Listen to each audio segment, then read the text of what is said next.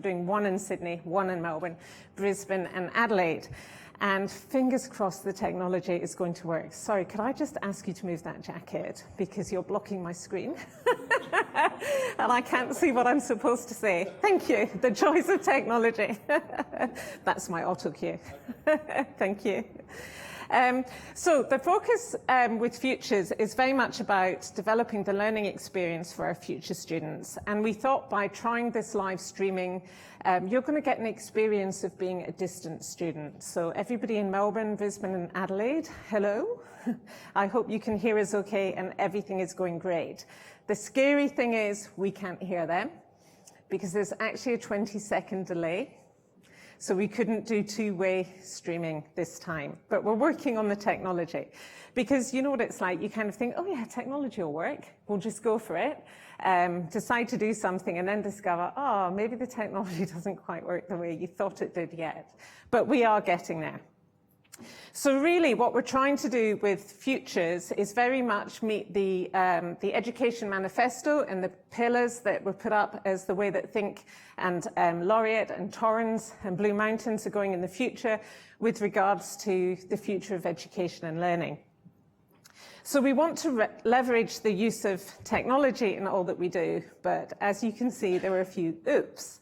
So when I was updating this presentation at the weekend, oops, I couldn't get a Laureate template to work. So it's on Think. So apologies to Blue Mountains and Torrens, this is for you as well, but it's on a Think template.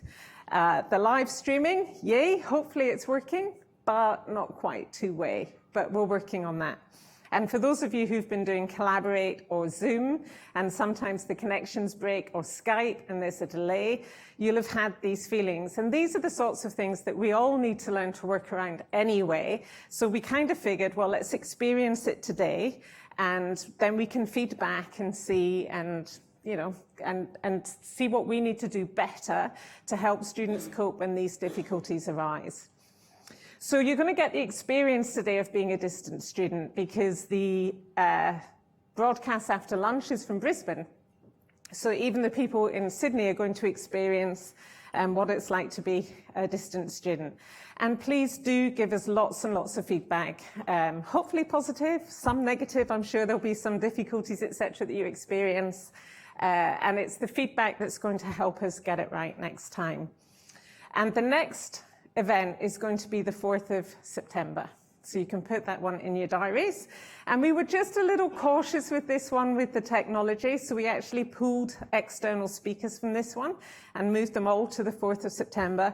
So we have a great lineup starting for the 4th of September, including Professor Jeff Crisp from RMIT, who's an expert on the future of assessment, and James Avanatakis from UNSW, who won the Prime Minister's Teaching Award, the OLT Award, a couple of years ago. And oh boy, he's amazing to hear speak about teaching. He just really enthuses about the teaching process.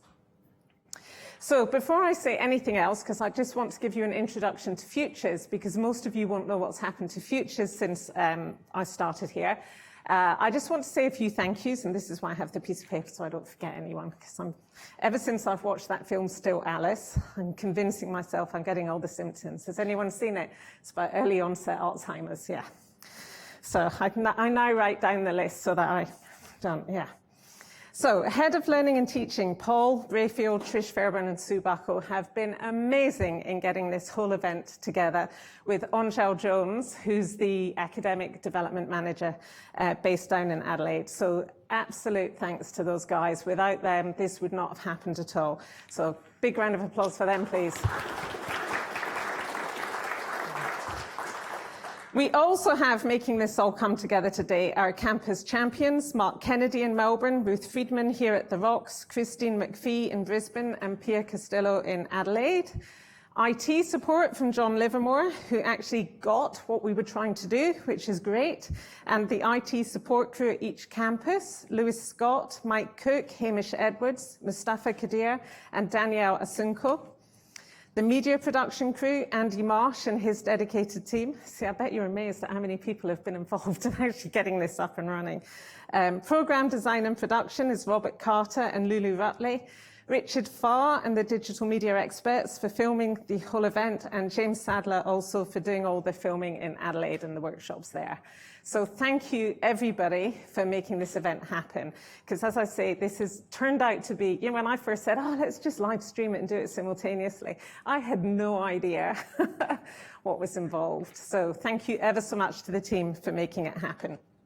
Right, now I can get rid of the bit of paper, which is better. Okay, so Think Futures. When I joined in 2014, this is what it looked like. And the really sad thing about this picture is product innovation was vacant, which I kind of think, given what Futures is supposed to be about. So you will have seen there was the portal, there was product development, there was Think Class, but the actual driving behind teaching and learning innovation was vacant. So we've kind of restructured it quite drastically. The first thing is we're not that hierarchical now. And we really look at two different areas in the way that we work. So we have product innovation and development, and we have product implementation and support. Two main functions, and people will help you out within those two functions. So within the innovation and development side, we've got course development managers, innovators, and a learning experience team. And then in the support side, we've got the academic and professional development, we've got Think Class, and we've got the portals. And Think Class is still Think Class because of the ELICOS provision, but that is going to become Laureate Class shortly. So, product innovation and development. This is the exciting bit. Basically, what we have now is we have 3 course development managers, one for undergrad, one for postgrad, and one for VED. And it is their job, big job, to get a feel for the portfolio across all the faculties, all the campuses, over everything that we're doing, so that they know what there is in terms of learning resources and material in their stream.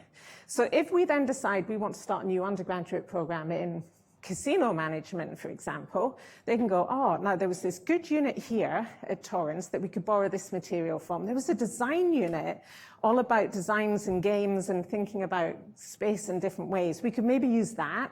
And they start to pull together different ideas on how to construct programs and really exciting learning journeys for students from everything that we have, to move away from that model we've had of single writer writing a unit and saying this is what, what needs to be in it. We have loads of content now, right? The courses that you have are fantastically rich in content, but at the moment, they're not that rich in terms of the active learning experience for the student. Yes, there's the flipped classroom, and it's great, but beyond flipping the classroom, there's not really that much active engagement for students in doing things in order to get going with their learning. And what we're trying to do is make the whole experience much more active. So most online learning tends to be 80% content, 20% active learning. And that's the model across the world. That's not just here. I actually think you're further ahead here before I even started with the flipped classroom online, making it pretty much, well, maybe 60% content, 40% active learning because of that flipped element. But we want to try and get it all the way to 80% active learning. Because if you think about it, I was in a restaurant the other day, and these 4 young people came in, and they sat in silence at a table together on their mobile phones. They didn't even talk to each other. They were texting, they were taking photographs of the food and putting it on Facebook to show people. I mean, when you just think, but you're with 3 other people, and they could have gone out on their own. They didn't need to be with other people. Right? So if young people are engaging with their technology to that extent, I cannot believe we can't get them to do virtual group work. I can't believe we can't get them to have great virtual conversations. They're doing it all the time. They're just not doing it in a way that we want them to be doing it to help their learning. But that's their communication of choice. That's the way that they're choosing to communicate with each other. So somehow we need to build learning experiences that enhance and draw on that activity so that it becomes part of their natural day-to-day life, and the learning becomes part of everything that they do. So that really is the task of the Learning Innovation and Development team. So they're really looking at how can we develop and design learning innovations. And they've just come up with a fantastic Create Your Own Epidemic type app thing in the public health degree. And we're looking at different reading tasks so that people create reading tasks, a group work assignment where the group has to create their own rubric and then swap with another group and mark themselves against another group's idea of what good group work is and compare and contrast. So loads of different ways of actually coming up with exciting learning tasks that we can drop into lots and lots of different units so that the students engage in learning in a different way. And this way we can change a lot of the educational experience very quickly because it's not about the content. The content's there already. You've done a great job at creating the content. Now we just need people to do something with it. And then we have the learning experience team, and this is my latest endeavor, working with Andy Donaldson and Chris Ventura. And Michael O'Brien's joined the team, and he's heading up with a couple of people who'll be working for Chris, actually looking at the user experience and the student experience and journey from the point that they enroll all the way post-alumni, so that they never leave us. We keep getting them back. To actually look at, because it tends to be at the moment, once we've got the student, they're just there. And we're not really looking at how they pathway and transition through the whole journey. So we're starting to look at that as well. What's the experience of being a student, and how can we change that experience so we get them hooked for life? Okay, so that's the innovation and development side of things. So how does it work? We have our verticals of health, business and hospitality, design. We have education at Torrens, and we have class. And then we have vet, undergrad, postgrad, and then that diagonal line is kind of like the idea that we have innovations that just diagonally cross through all of them. So if you've got a unit where you think, oh, I need a particularly good reading task or a really good group work task, or this needs a fantastic case study, or I could really do with some sort of research task in this, flag it with us so we know, and we'll find something, or we'll design something to suit, we'll tweak something, we'll drop it into your unit. And with that, we can also help write the assessments and the rubrics to go with it. So as a rule, all new courses that we develop at the moment, we're developing for undergrad and postgrad, which is really good discipline in design work, because at what point do you see things and it's an undergrad assessment, and what extra do you need to do to make something postgrad? Makes you really disciplined about writing assessments. Everything's designed fully online, because it's easy to pick up online and take it into a classroom and deliver it face-to-face. It's exceptionally difficult to do it the other way around. Really difficult to take face-to-face and put it online. And we're also looking at a program architecture of every new undergraduate course being 8 core units, 8 specialist units, and 8 electives. So that we have a core, we have depth of specialism, and then we have breadth as well with the electives. And that will allow a lot of flexibility for the learners as well in terms of developing their future choices. So the other side, product implementation and support. Hopefully, everyone will be delighted to hear that we do now have a portal coordinator on every campus. The person in Brisbane has just been recruited, and they are due to start very shortly. It took us ages to find somebody in Brisbane for some reason. Blackboard experts in Brisbane is difficult. But we have someone on every other campus, so there is now on-campus support for you if you need it with regards to Blackboard. Now, these Blackboard portal coordinators are also doing the training, because while we had the fantastic Jared in our team for a great period of time, and he's now moved to William Blue, there was only one Jared, and everybody needs the training at the same time. And when you're in 4 or 5 different cities, providing all that training in the same week was proving very difficult. So we've looked at how we do that differently. We now have the portal coordinators, and they're working with academics to provide the portal support and training initially. So if you're a Blackboard whiz and you want some extra sessional hours, volunteer with your portal coordinator to help with training others in Blackboard, please, because we will always need extra support in this area.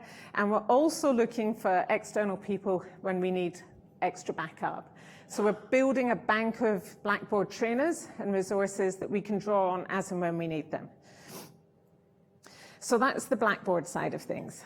Academic and professional development. This is Angel Jones, who's based in Adelaide, who is managing the whole function. And I'm going to come back to this because this is what I'm really going to talk about today. And then we have Class, which is our English language and academic support. And again, we now have somebody on every campus. Just recruited somebody in Adelaide, and they'll be starting shortly. So, phew, tick that box. And it's only May. I was supposed to have it done by February. Sorry. Difficulties in getting people in Brisbane here. Okay, so academic development. Oh, have I gone the wrong way? Right, this way. Basically, what we're looking at is 4 areas of development for you. First one is scholarship of learning and teaching. Second one is scholarship of your own discipline. We don't want to forget about this. It's really important that you stay at the edge of your field. Third is learning and assessment innovations, and then teaching and learning interventions. Okay, I'm not going to talk about the slides too much. I want to talk about what we're doing and where the opportunities are. So we've also got reflective practice, communities of practice, and professional development. This deck will be available for you. We're looking at moving away from the kind of tick box approach to doing things, the getting started at think flexible, etc., to a more personalized means of meeting your agendas for teaching and learning improvement and what you find exciting and what you want to do. So some people are really excited about apps and they want to develop apps in their teaching. Some people can't stand that sort of thing. Some people are really interested in creating great ebooks. Other people are interested in discussions and having great online discussions or communities of practice. There's no one way that it needs to be done, but what we're trying to do is create opportunities for everybody to be developed and recognized in their learning and teaching practice. So we're trying to cater it to you. And one of the ways that we're going to do this, because you probably all remember re-reg last year, in the last year re-reg, and the mad rush at professional development records.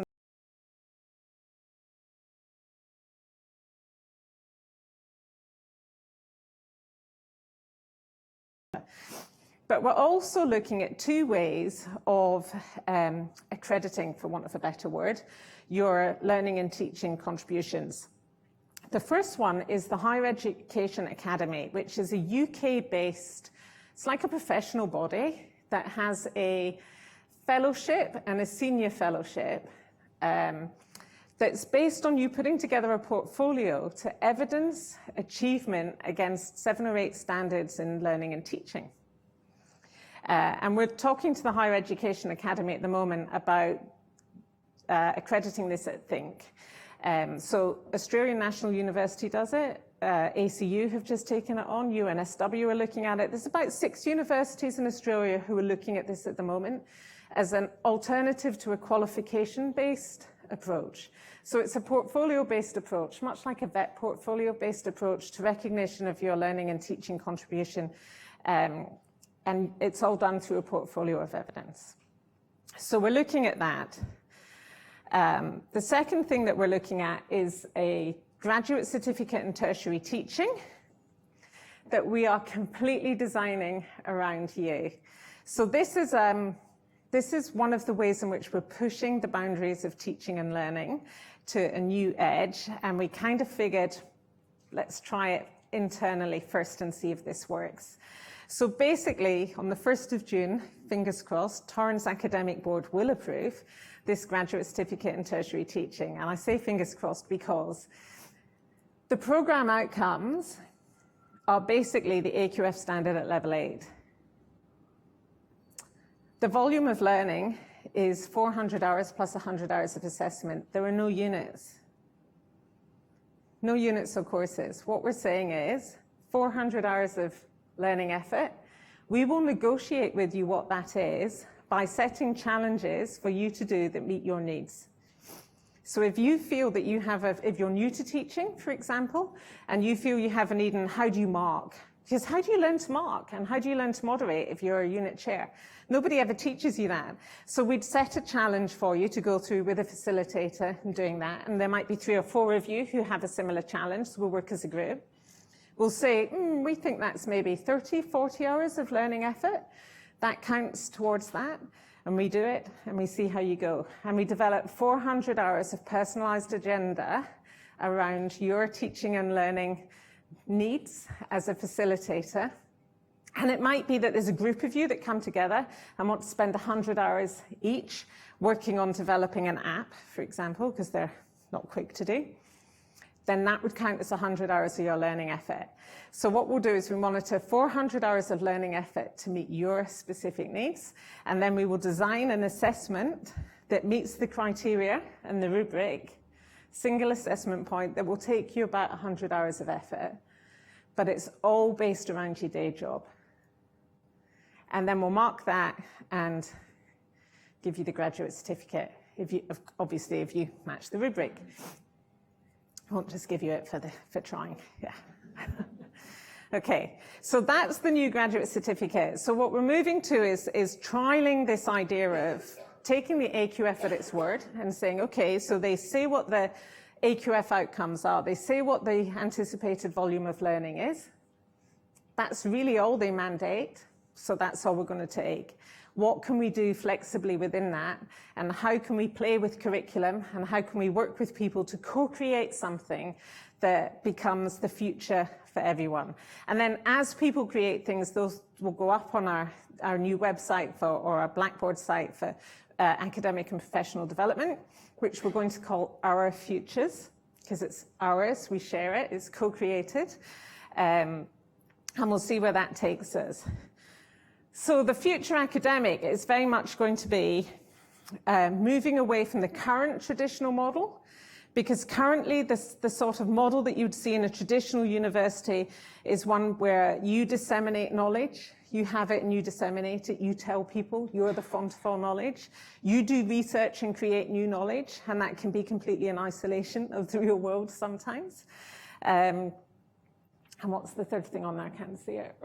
Oh, yes, you deliver qualifications. You know, and assessment is a particular hobby horse of mine, because I really feel with assessment, a lot of the time what we're testing is how well people can fail, not how well people can do things. So we want to design assessments that really allow people to demonstrate what they've achieved and what they've learned, rather than trying to remember, you know, what have they forgotten? Because exams are like, what did you forget in the exam period a lot of the time, rather than what did you remember?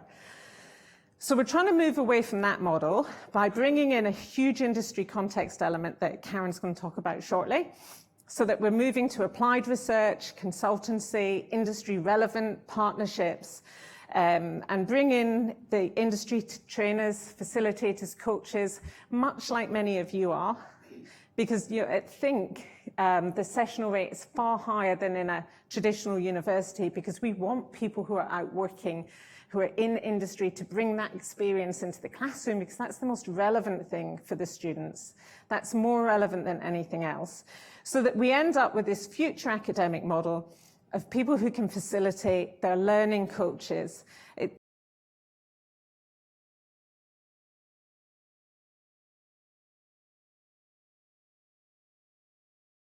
Not necessarily you can write an essay or you can pass an exam, because really what we're assessing in the sort of traditional model is a set of skills that aren't really that relevant to the workplace.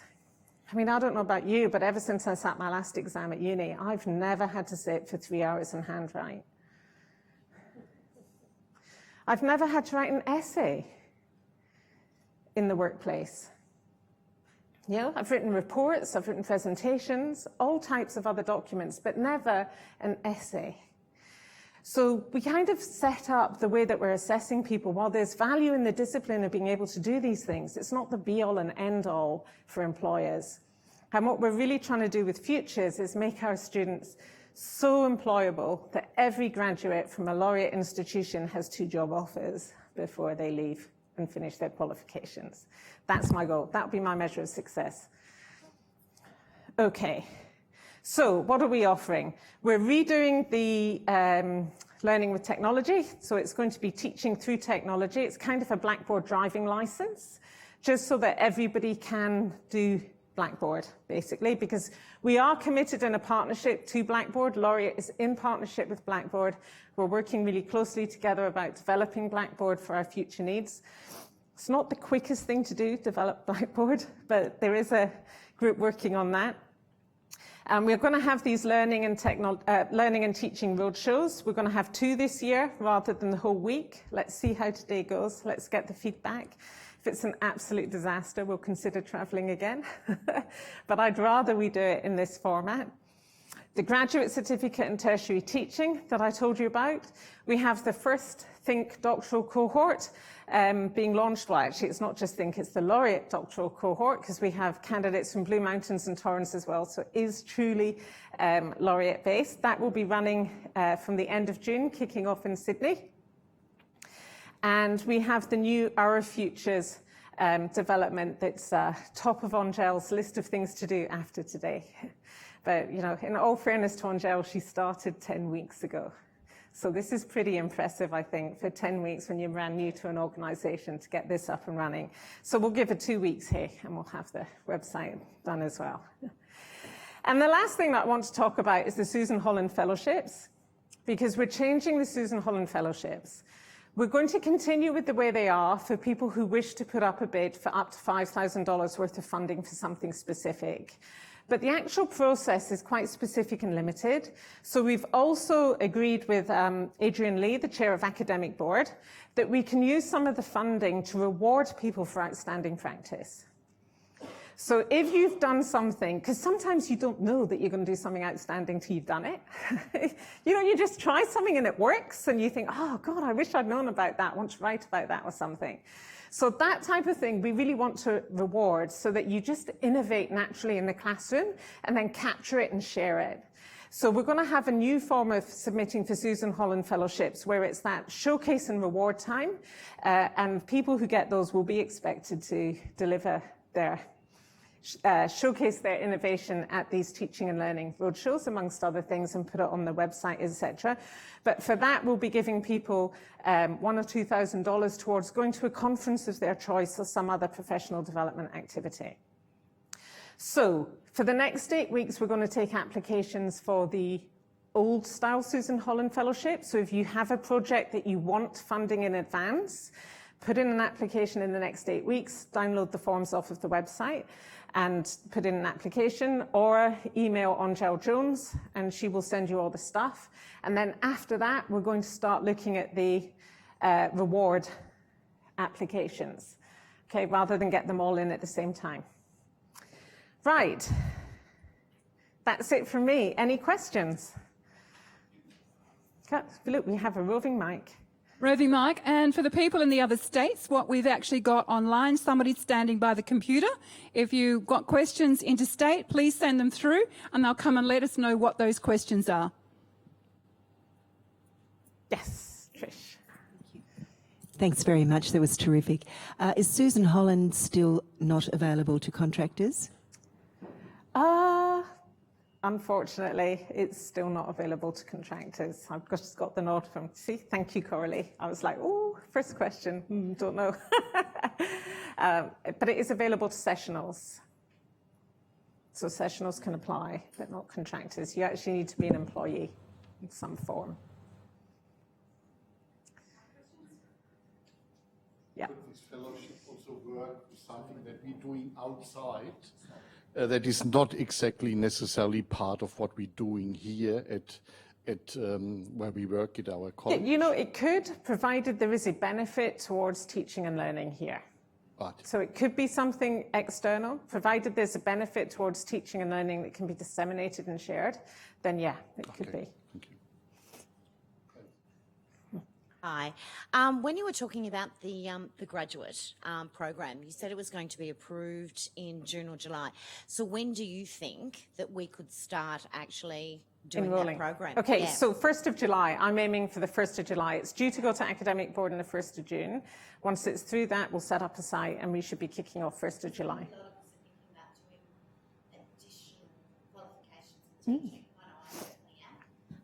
Sorry. I think I've got a loud enough voice anyway. So, yeah, so it's that thing that sounds a lot more exciting than going the traditional path. I know, and this was why we've gone that way, is there's always one unit that you think, oh, I don't fancy doing that one. Or, yeah, I know. So that was why we thought, let's personalize it. And also, this is a great way of us getting people together from different campuses and different faculties. Because if we've got 4 or 5 people saying they want to work on something to do with assessment, we can design something that you do as a group so that you work and meet as a group. And yeah, we kind of think it's very exciting, but there is the danger that it's going to be massively time consuming for us. So this is why we thought, okay, this is a new experiment and pilot. Let's do it internally first and then see. But interestingly, everyone I've spoken to at other universities is like, oh, we'd love to do that. So, you know, potentially if we get it right, it could be a good market spinner as well. But that wasn't the aim. We've actually designed it for here. Yeah.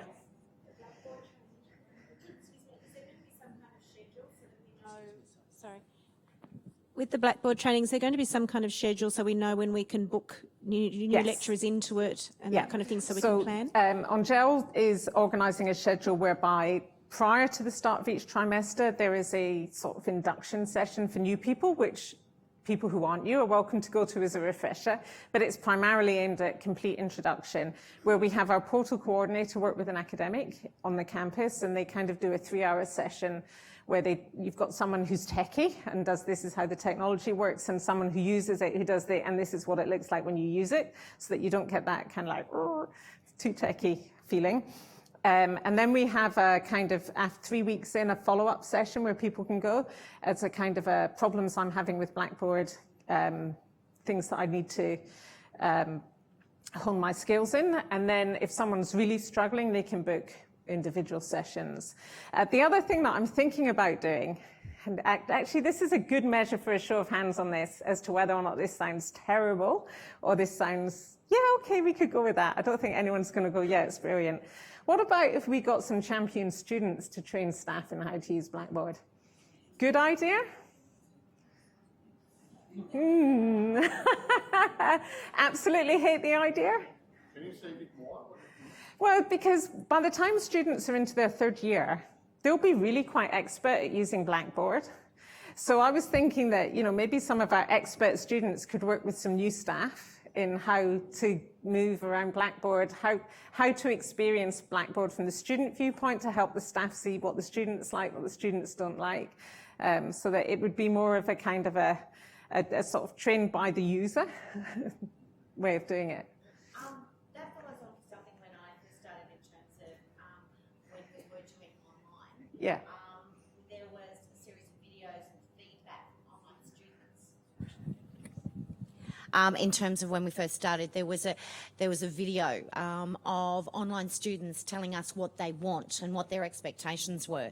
So I suppose if we could build that in to understand what students expect, you know, because the expectations change from cohort to cohort, and I think the expectations change from lecturer to lecturer in terms of if a lecturer sets a standard, it doesn't matter if it's whatever, they expect a response in 2 hours, because I did it before. And so I think that always the process is, I think as lecturers, we don't get enough direct feedback from students in terms of what works for them and what doesn't.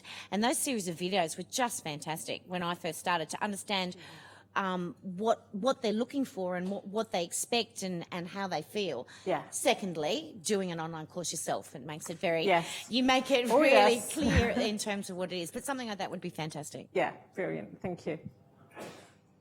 Thank you very much, everyone. And thank you very much, Eddie. It's been a wonderful session. I think everybody will agree. To the people here, please thank Eddie for that. Thank you. And to our other campuses, we didn't get any questions from you, but I'm sure that Eddie will answer any at a later stage if you'd like to send them through to her in email. To our Eastern States other campuses, we're going across to a commercial break while we get ready for the next one. Thank you very much. Thank you.